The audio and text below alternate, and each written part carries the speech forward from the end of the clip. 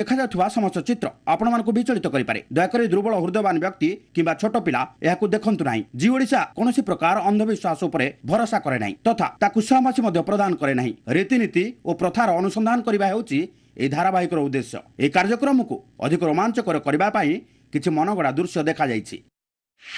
मद्यपान और धूम्रपान स्वास्थ्य पाई क्षतिकारक।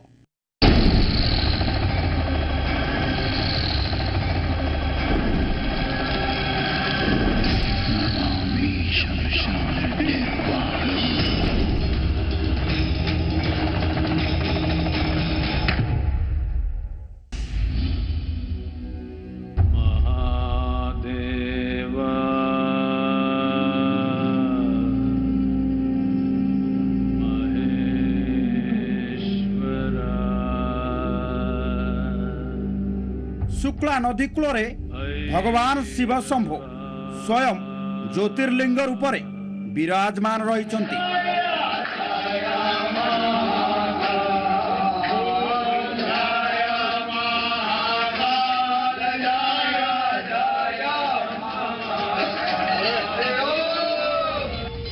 महाकालेश्वरंकर ए मंदिर और मंदिर आखपाख अंचल तांत्रिकर सबुठारु प्रिय स्थान।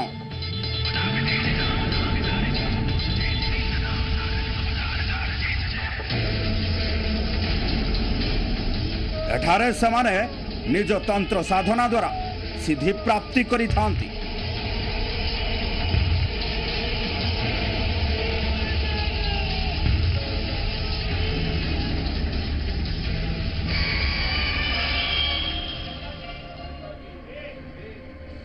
आजिकाली समय रे जदिओ तंत्र साधना को नहीं एक नकारात्मक छवि देखा जाउची, किंतु ए तंत्र साधनार उल्लेख वेदरे मध्य करा जाइछि।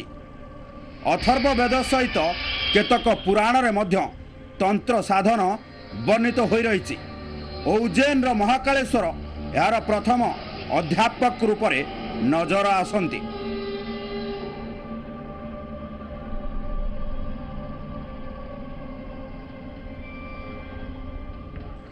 जहां को आशीर्वाद बिना तंत्र साधन रो सिद्धि प्राप्त करा जाई परिबो नाही।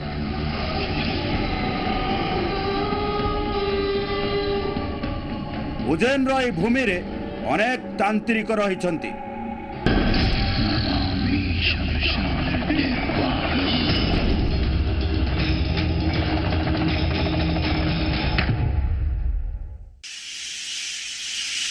नमस्कार, जय महाकाल। काल कपाल महाकाल यही अध्याय रे आमे आपन को नहीं जीवु अघोर क्रियार साधना स्थली को। यही साधना को आमे आपन को देखाइबु निश्चय, किंतु ता पूर्वर जानी रखंतु जे भाद्रव मासरे एक खास तिथि रही थाए। यही तिथि रे अघोर चतुर्दशी पालन करा जाए। यही दिन अनेक गुड़ाए आश्चर्य क्रिया होता है। तेबे प्रथमे चलंतु जीवा सेही स्थान को जेउठी होइथिला अघोर पंथर स्थापना।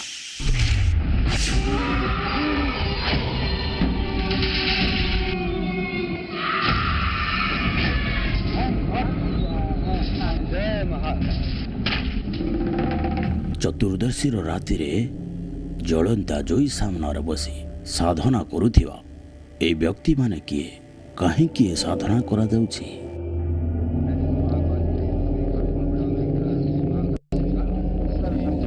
तेबे ए साधनार उद्देश्य कौन?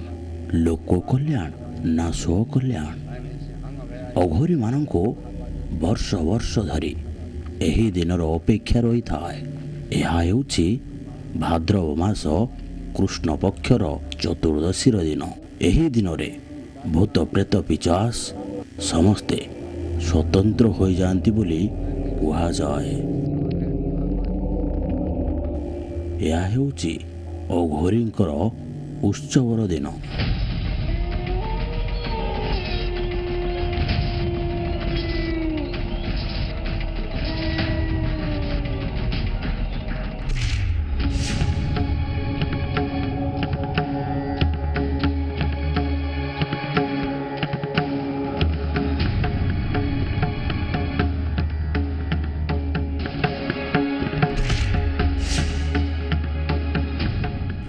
କୁହାଯାଏ ଭାଦ୍ରବ ମାସର ଚତୁର୍ଦ୍ଦଶୀରେ ଭଗବାନ ଶଙ୍କର କାଶୀର ସୃଜନ କରିଥିଲେ। ଆହୁରି ମଧ୍ୟ ମାନ୍ୟତା ରହିଛି ଯେ ବ୍ରହ୍ମାଣ୍ଡର ସବୁଠାରୁ ପୁରାତନ ସହର ହେଉଛି କାଶୀ। 196,08,53,115 ବର୍ଷ ପୂର୍ବେ କାଶୀ ଅସ୍ତିତ୍ୱରେ ଆସିଥିଲା। ଏହି କାରଣ ଯୋଗୁଁ ଏହି ଦିନକୁ ମହାଦେବ ମହାକାଳ କାଳ ଭୈରବଙ୍କୁ ସମର୍ପିତ କରାଯାଏ। ପ୍ରତି ମାସର ଦ୍ୱାଦଶ, ତ୍ରୟୋଦଶ ଓ ଚତୁର୍ଦ୍ଦଶୀ ତିଥିକୁ ଭଗବାନ ଶିବଙ୍କୁ ସମର୍ପିତ କରାଯାଏ।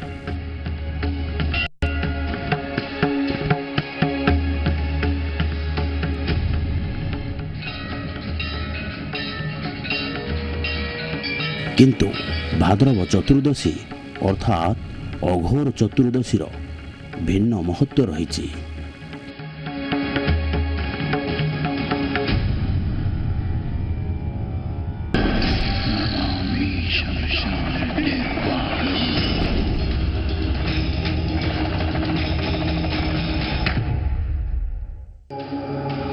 ଆଉ ଏ ମହତ୍ତ୍ୱକୁ ବୁଝିବା ଓ ଜାଣିବା ପାଇଁ କାଳ କପାଳ ମହାକାଳର ଟିମ୍ ବାରାଣାସୀରୁ ପ୍ରାୟ 200 କିଲୋମିଟର ଦୂର ଗୁରୁ ଗୋରଖନାଥଙ୍କ ଭୂମି ଉତ୍ତରପ୍ରଦେଶର ଦେବରିଆରେ ଯାଇ ପହଞ୍ଚିଥିଲେ।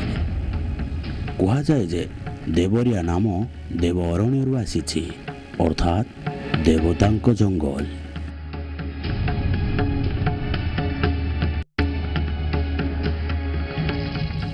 ଅଘୋର ଚତୁର୍ଦ୍ଦଶୀର ଠିକ୍ ଗୋଟିଏ ଦିନ ପୂର୍ବରୁ ଜଣେ ଅଘୋର ବାବାଙ୍କ ପାଖକୁ ଆମ ଟିମ୍ ଆସି ପହଞ୍ଚିଥିଲେ। ଏ ବାବା ଜଣେ ଗୃହସ୍ଥ ଥିଲେ ଓ ନିଜ ଆଶ୍ରମରେ ତନ୍ତ୍ର ମନ୍ତ୍ର ଓ ଯନ୍ତ୍ର ଦ୍ୱାରା ଲୋକଙ୍କ ରୋଗକୁ ଗାୟବ କରୁଥିଲେ। ଅଘୋରୀ ମଶାଣୀ ସାଧକ ଏହି ଦିନକୁ କଳା ଚତୁର୍ଦ୍ଦଶୀ କୁହନ୍ତି। 3 ଦିନ ଧରି ଚାଲୁଥିବା ଏହି କ୍ରିୟାରେ ଅନେକ ଗୁଡ଼ାଏ ତାନ୍ତ୍ରିକ କ୍ରିୟା ଓ ଅନେକ କର୍ମକାଣ୍ଡ ହୋଇଥାଏ।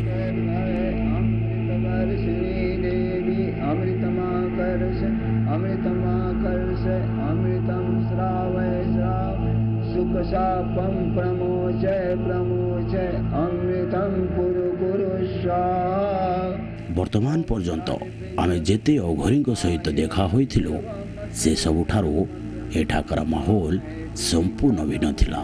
ପୂଜାପାଠ ହେଉଥିଲା ଓ ଅଘୋର ଆଶ୍ରମର ସ୍ୱାମୀ ଅଘୋର ଭୂତନାଥ ବାବାଙ୍କ ଭକ୍ତଙ୍କ ଗହଳି ଲାଗି ରହିଥିଲା। ଏହା ହେଉଛି ସେହି ଦିନ ଯେବେ ମଶାଣୀରେ ସିଦ୍ଧ କରାଯାଇଥିବା ବିଧିକୁ ସାଧାରଣ ଲୋକଙ୍କ ନିକଟରେ ପ୍ରୟୋଗ କରାଯାଇଥାଏ। ଆଜିର ଦିନରେ ବାବା ନୂଆ ମଶାଣୀ ଶିକ୍ଷାର ଶିଷ୍ୟମାନଙ୍କର ଶିକ୍ଷା ଆରମ୍ଭ କରିଥାନ୍ତି। ଭୈରବୀ ଚକ୍ର, ଶ୍ରୀଚକ୍ର ଓ ଶ୍ରୀଯନ୍ତ୍ରକୁ ସିଦ୍ଧି କରିବାର ସାଧନା ଓ ଉପାସନା ଆଜି ସାଧାରଣ ଜନତାଙ୍କୁ ମଧ୍ୟ ଶିଖାଯାଏ। ह्रीं श्रीं क्लीं परमेश्वरी इदं मुद्रां शोधय शोधय स्वाहा। सब लोग चढ़ा दें। ଅଘୋର ସମ୍ପ୍ରଦାୟର ମଶାଣୀ ସାଧକ ସ୍ୱାମୀ ଭୂତେଶ୍ୱର ମହାରାଜଙ୍କ ମତରେ ଗୃହଲକ୍ଷ୍ମୀ ସହିତ କରାଯାଉଥିବା ସାଧନା ଅଧିକ ପ୍ରଭାବଶାଳୀ ହୋଇଥାଏ। ଏହି କାରଣରୁ ଏଠାରେ ଅନେକ ଜଣ ମହିଳା ମଧ୍ୟ ଉପସ୍ଥିତ ଅଛନ୍ତି। ମହାକାଳ ଓ ମହାକାଳୀଙ୍କ ପାଇଁ କରାଯାଉଥିବା ଏହି ସାଧନାରେ ସାତ୍ୱିକ ବସ୍ତ୍ର ଓ ସାତ୍ୱିକ ଭୋଜନର ବ୍ୟବହାର କରାଯାଉଥିଲା।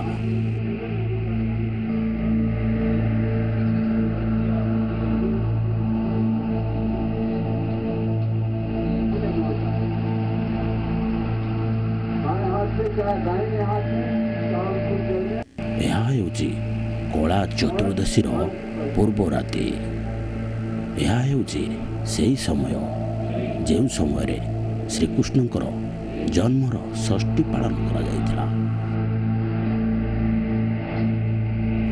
ଆମ ଟିମ୍କୁ କୁହାଯାଇଥିଲା ମଶାଣୀ ଓ ସମାଜ ଉଭୟଙ୍କ ସ୍ଥାନରେ ଅଘୋରୀମାନଙ୍କ ପୂଜା ସମାନ ହୋଇଥାଏ। ଏଠାରେ ବାଲ୍ଟିରେ ମଦ ଭର୍ତ୍ତି କରି ଅଣାଯାଇଛି ଏବଂ ଏହାକୁ ସମସ୍ତଙ୍କୁ ପ୍ରସାଦ ଭାବରେ ଦିଆଯାଉଥିଲା।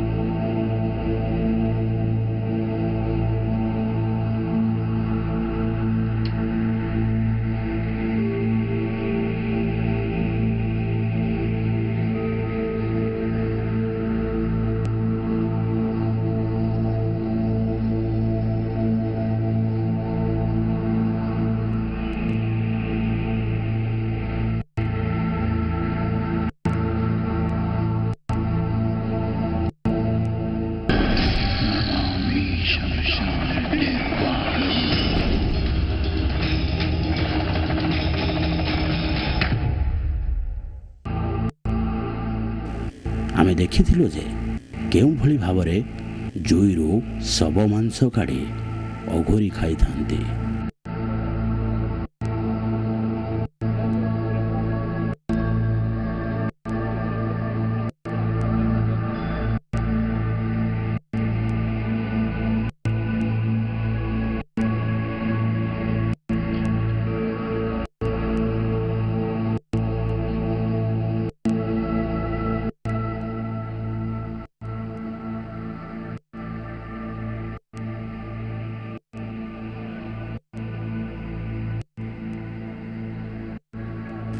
କିନ୍ତୁ ଏଠାକାର ଦୃଶ୍ୟ କିଛି ଭିନ୍ନ ଥିଲା।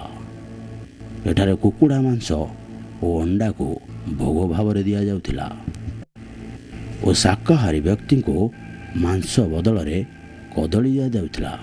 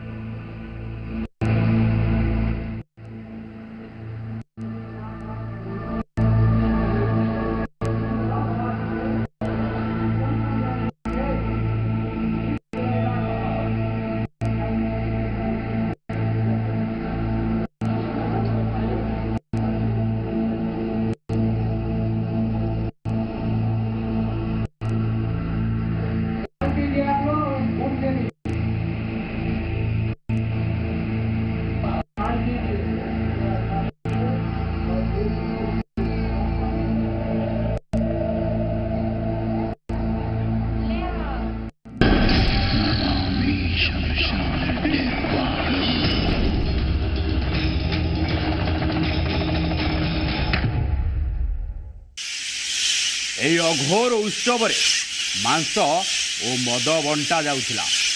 ଉଭୟ ପୁରୁଷ ଓ ମହିଳା ଏଥିରେ ସାମିଲ ମଧ୍ୟ ଥିଲେ। ଏହା କେଉଁ ପ୍ରକାର ଉତ୍ସବ? ଏହା ତ କେବଳ ଆରମ୍ଭ ମାତ୍ର। ଶିଷ୍ୟମାନେ କ'ଣ ପାଇଁ କରନ୍ତି? ଗୁରୁଙ୍କ ପାଇଁ ଏହି ସାଧନା। ସନ୍ଧ୍ୟା ହେବା ପରେ ଆପଣଙ୍କୁ ଆହୁରି ଭୟାବହ ଦୃଶ୍ୟ ଦେଖିବାକୁ ମିଳିବ। କିନ୍ତୁ ଏମିତି ଅନେକ ପ୍ରଶ୍ନ ମଧ୍ୟ ରହିଛି ଯାହାର ଉତ୍ତର ନିହାତି ଜରୁରୀ।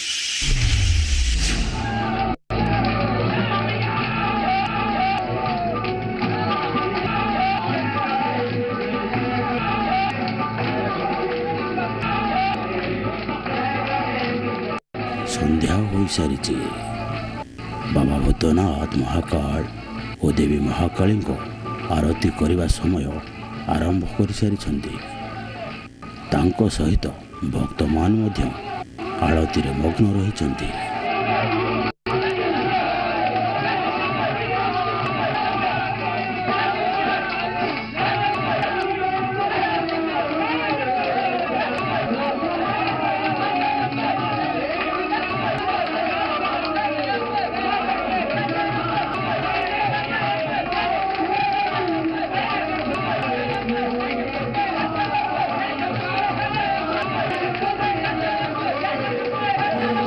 ଦୂରାନ୍ତରୁ ଲୋକମାନେ ନିଜ ଅସୁବିଧା ନେଇ ଏ ଉତ୍ସବକୁ ଆସିଛନ୍ତି।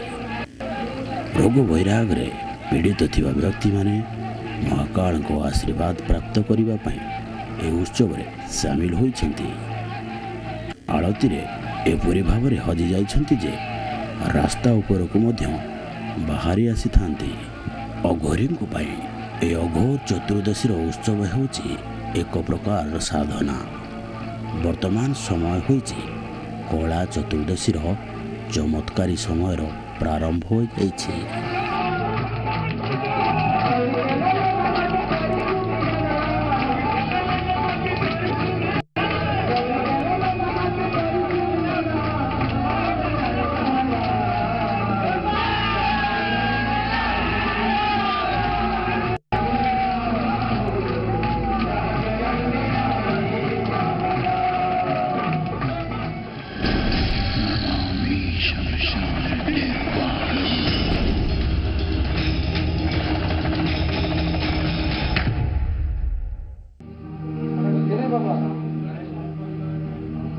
ଏହା ସହିତ ଅସ୍ତ୍ରଶସ୍ତ୍ରର ପୂଜା ମଧ୍ୟ ଆରମ୍ଭ ହୋଇଯାଇଛି।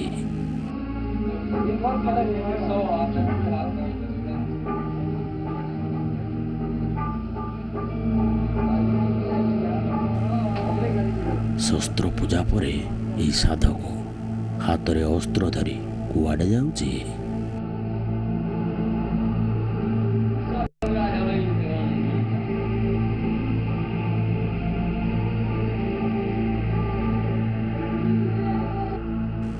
ନଅଟି ଗ୍ରହର ରିଷ୍ଟ ଖଣ୍ଡନ କରିବା ପାଇଁ ବର୍ତ୍ତମାନ 9ଟି ଛେଳିର ବଳି ଦିଆଯିବ।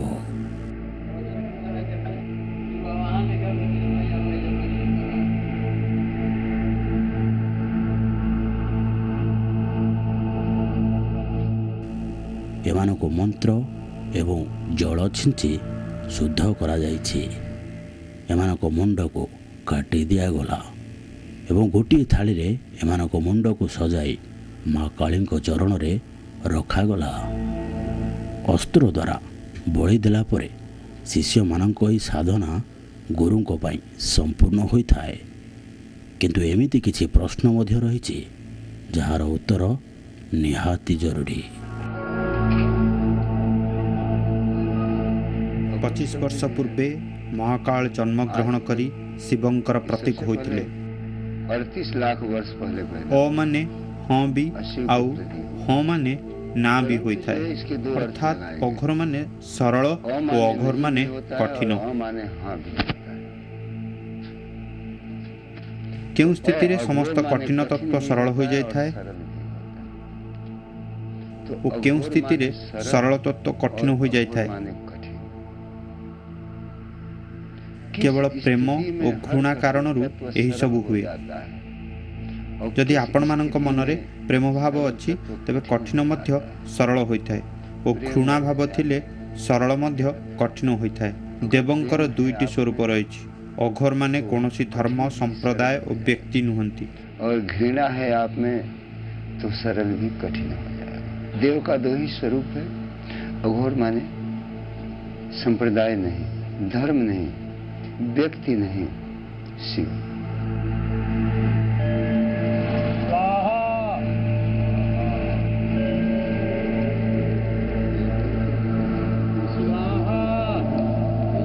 ପଞ୍ଚତତ୍ତ୍ୱର ଅର୍ଥାତ୍ ଜୀବ ଆଉ ଏହି ପଞ୍ଚତତ୍ତ୍ୱରୁ ଯିଏ ମୁକ୍ତି ହୋଇଯାଇଛି ସେ ହେଉଛି ଶିବ। ଅଘୋର ମାର୍ଗ ଦ୍ୱାରା ଆମେ ଏହି ସବୁ ତତ୍ତ୍ୱ ଦ୍ୱାରା ମୁକ୍ତି ହୋଇଥାଉ। तो अघोर मार्ग से हम वहाँ से इन कंचकों से मुक्त होते हैं। हमें लज्जा से भी घृणा से भी मुक्त होने की श्मशान से साधना से।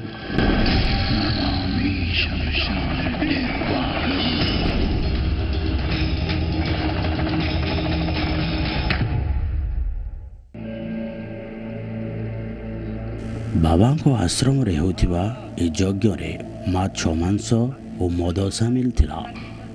ଏହି ଯଜ୍ଞକୁ ଭୂତାନନ୍ଦ ବାବାଙ୍କ ଶିଷ୍ୟ ରୋଗର ବିନାଶକ ଭାବିଥାନ୍ତି।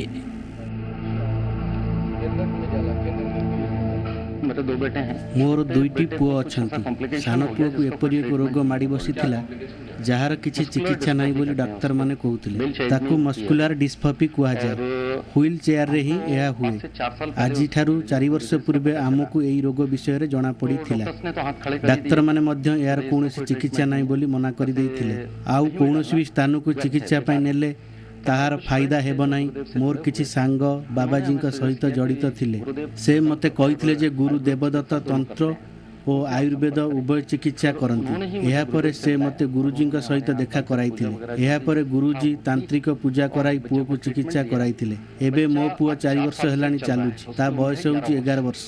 କିନ୍ତୁ ମେଡ଼ିକାଲ ସାଇନ୍ସର କହିବା ଅନୁସାରେ ଯାହାକୁ ଏ ରୋଗ ହୁଏ ସେ 10 ବର୍ଷ ପର୍ଯ୍ୟନ୍ତ କେବଳ ବଞ୍ଚିପାରେ। ଆଜି ମୋ ପୁଅ ସୁସ୍ଥ ଅଛି। ଏହି କାରଣରୁ ଗୁରୁଦେବଙ୍କ ଉପରେ ମୋର ବିଶ୍ୱାସ ରହିଛି।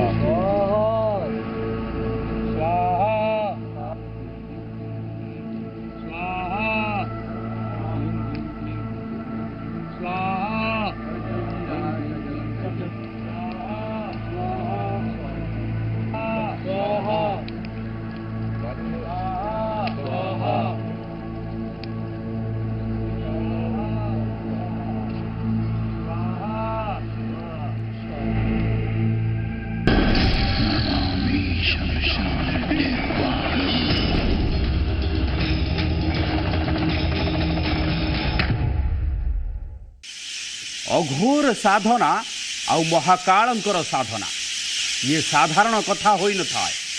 अघोर चतुर्दशी सहित अघोरी मानकर एपरी साधनार जहाँ केवल साधना ना यहाँ भितरे लुचि रही आउ किछि एसबू उपरे आमर संधान जारी रहिबो। किंतु आज तो समय हो जाइछि। आसंता काली आमे आपण मानकु देखाइबु किछि भयंकर दृश्य आउ आरंभ करिबु तार अनुसंधान। आज पाई विदाय दियंतु। नमस्कार। जय महाकाल।